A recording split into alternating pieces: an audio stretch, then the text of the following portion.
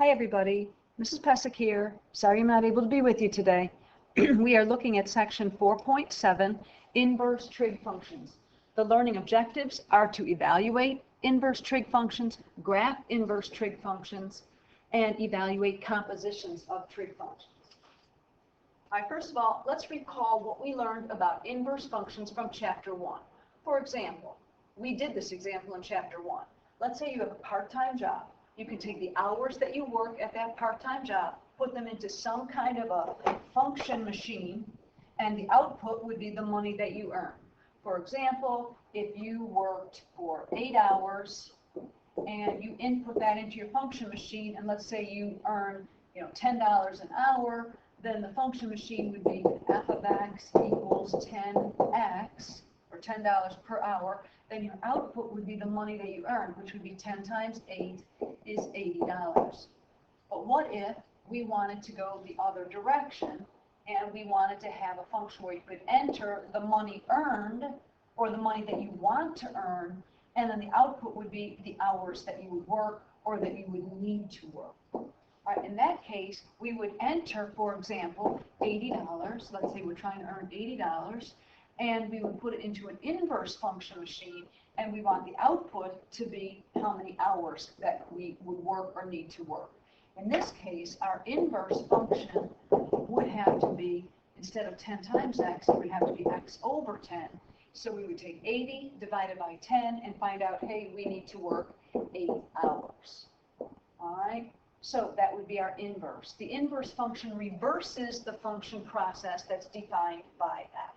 So note, for every input of an amount of money that you would get one unique answer for the number of hours worked. That means your inverse is a function. Okay? So let's take a look at this example. We also talked about this in chapter 1. The path of an arrow being shot can be modeled by h equals f of x equals negative x times x minus 6, where h is the height of the arrow and x is the horizontal distance covered in meters. So if the horizontal distance is our input, then we put it into some function machine, and then the output is going to be the height of the arrow. Our graph for this function is going to be a parabola. It's going to have an x-intercept at 0 and at 6, and it's going to be opening down. All right, so it's going to look something like this. All right, that's the path. So this is the horizontal distance covered, and this is going to be the height of the arrow. All right, so for example, if I plug in 4 into my function, we're saying at a horizontal distance of 4, what is going to be the output? Well, it's going to be opposite of 4 times 4 minus 6. That's negative 4 times a negative 2 is equal to 8.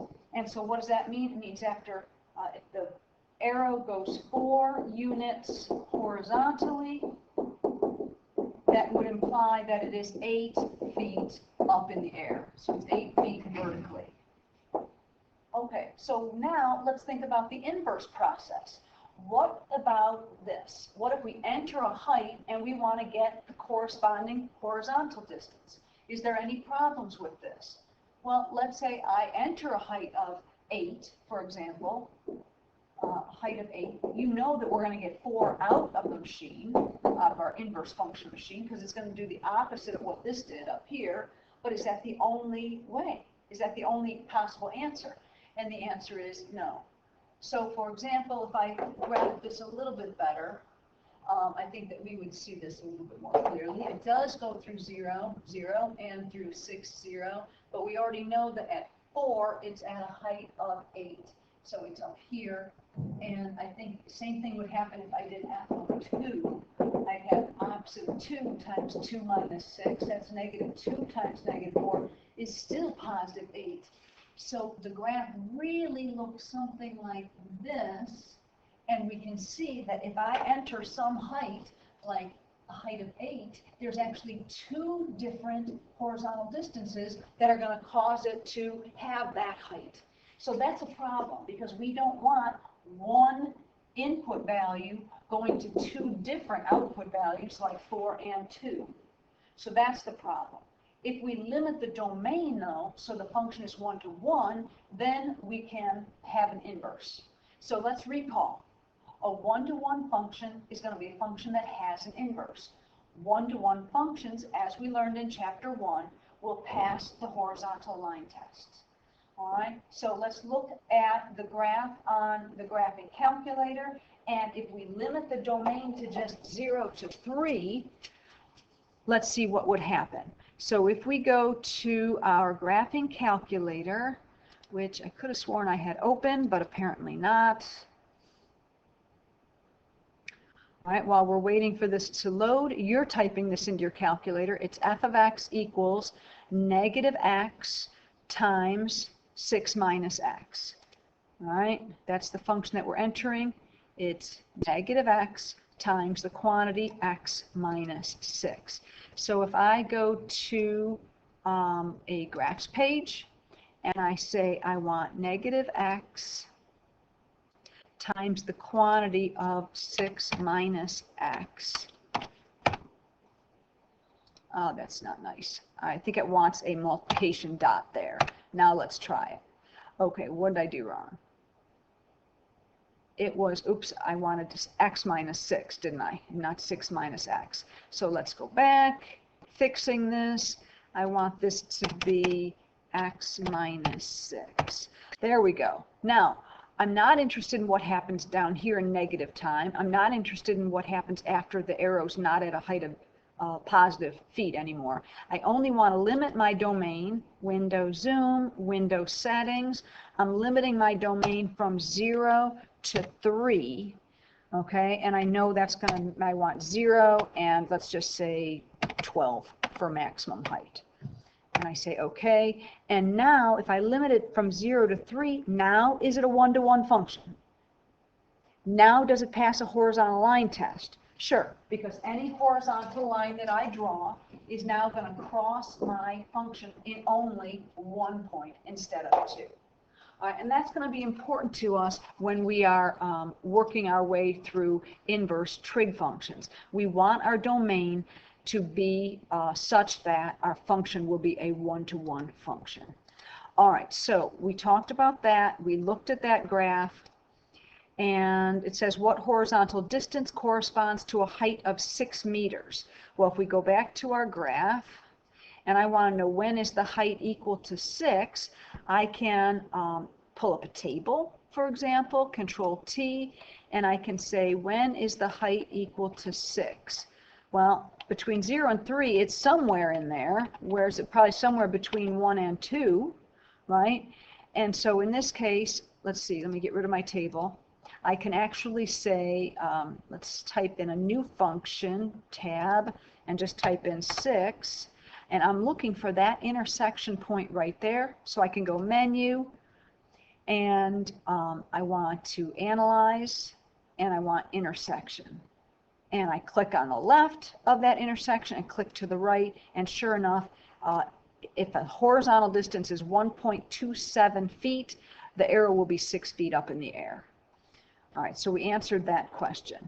And we talked about how the domain needs to be limited so a function can be 1-to-1. All right, that's going to lead us into trig functions, and recalling that trig functions, you have an angle and you put it into a sine function machine, if you will, and the output is the sine value of that angle.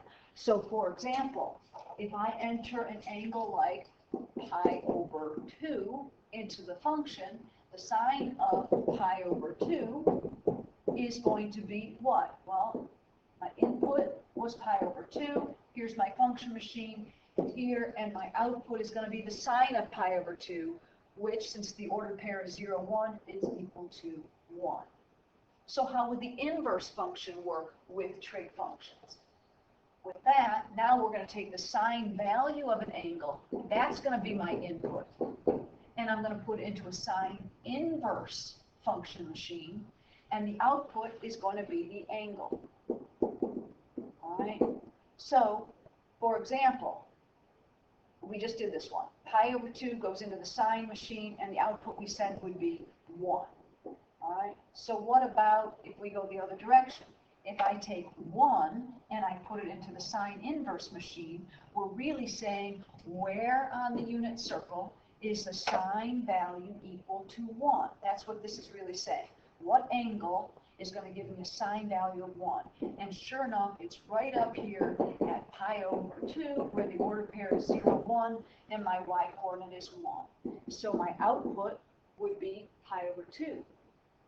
But wait, is there a problem with that? Because it could be something else, couldn't it? Or something else, or something else. Because that's not the only that's not the only angle whose sine value is 1. For example, I could have this wrap around a whole nother time and get back up to there, that same point, and that would be 5 pi over 2. So it could be 5 pi over 2. And I could have started out here and gone this way, and I could still get to that order pair of 0, 1, and still have my y-coordinate of 1, and that angle is negative 3 pi over 2. So you can see there's lots of different answers. You can get any kind of coterminal angle with pi over 2, but that's a problem because we don't want to have one input like 1 give me lots of different outputs like pi over 2, 5 pi over 2, negative 3 pi over 2, and so on. We can't have that. We want to be able to put in one number and have it only give us one output. So in that case, we're going to have to kind of study the sine function. You know the graph of the sine function looks like this between 0 and 2 pi. Does this function pass the horizontal line test? Well, and I only drew part of it, so the function goes on and on and on. Will it pass the horizontal line test? No, because any horizontal line I draw is going to go through this graph in many, many points, infinite number of points. So it does not pass the horizontal line test. The sine function is not a one-to-one function. Could we limit the domain like we did on that arrow problem so that the function is one-to-one? All right? So on the arrow problem, if I can go back to that one for just a moment, we decided to limit the domain to just be between 0 and 3. So then the graph looked like that, and sure, now it passes the horizontal line test. All right, passes that horizontal line test. So we want to do the same thing. We want to do the same thing with the sine function. So with this sine function, we're going to limit the domain, and I think the best way to limit the domain so that we get all the values is we're going to cut out all of this. We're going to start right down there at that lowest point, and we're going to erase all of this, and we're going to stop right up here at the highest point. All right, now that we've limited the domain, this is negative pi over 2, and this is positive pi over 2. If we limit the domain between negative pi over 2 and pi over 2, then sine is going to be increasing on its entire interval. That's good, because we can't have it increasing in some places and decreasing, because then, if it does that, then it's not going to pass the horizontal line test. All right, so it's increasing on its entire interval. Sine takes on its full range of values from negative 1 all the way up to positive 1. All right, and it's a one-to-one function. It's going to pass this horizontal line test, and any line I draw is going to go through only one point. So sine will then have a unique inverse function called the inverse sine function. All right, and so we have y equals arc sine of x or y equals sine inverse of x. Those are the two ways that we can write the inverse sine function. Notice arc sine means the angle or the arc on an angle whose sine is x. And note, sine inverse of x is not the same as 1 over sine of x. They're not the same thing at all. So if possible, can you find the exact value for these three inverse sine questions? So for this first one, arc sine of negative 1. Well, in order to find out, basically, let's do a translation. And the translation is there an angle? And it's got to be between negative pi over 2 and pi over 2, because that's where we're agreeing to look, right? We're agreeing to look for an angle between negative pi over 2 and pi over 2. All right, that means just the right side of the unit circle, if you will. We can either go down to negative pi over 2 or up to positive pi over 2. Is there an angle somewhere in there that has a sine value of negative 1? That's what this means. So the translation is, find an angle between negative pi over 2 and pi over 2 that has a sine value of negative 1. Well, that would, sure enough, be right down here at negative pi over 2, because the ordered pair here is 0, negative 1, and our answer is negative pi over 2. And no other answer. That's it. That's the only angle between negative pi over 2 and pi over 2 that has a sine value of negative 1. What about the next one? What angle between negative pi over 2 and pi over 2 has a sine value of 1/2? Well, for that one, we're going to say, let's see, positive 1/2. I would guess it's either at pi over 6 or pi over 3. I'm going to go with pi over 6 because the ordered pair at pi over 6 is square root of 3 over 2, comma, 1/2. So my sine value is 1/2 there. So what angle between negative pi over 2 and pi over 2 has a sine value of 1/2? It would be pi over 6. Let's try this one. Sine inverse of square root of 3. Well, this is asking what angle between negative pi over 2 and pi over 2 has a sine value of square root of 3. And for this to happen, let's get a decimal for square root of 3. Pull up my scratch pad here. Come on, it's not going to let me. I drew on it, it doesn't like that. Clear the ink. All right, if I go to scratch pad and I do get a decimal for square root of 3, it's about 1.73. So this is really asking me, what is the sine inverse of 1.73 approximately?